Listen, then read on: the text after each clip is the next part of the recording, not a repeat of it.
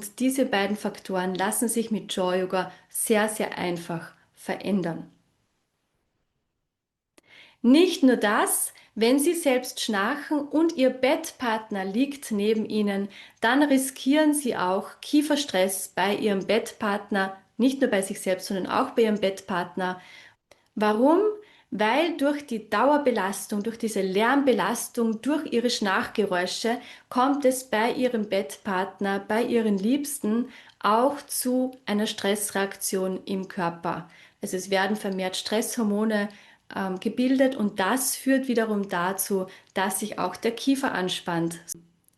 Denn die Hauptursachen des Schnarchens liegen nicht etwa im Übergewicht oder in falschen Gewohnheiten wie Alkoholkonsum am Abend, sondern in der Zungenposition und ihrer Atmung. Somit kann ich sehen, dass 80% meiner Klienten, die unter Kieferstress leiden, entweder selbst schnarchen oder neben jemandem liegen.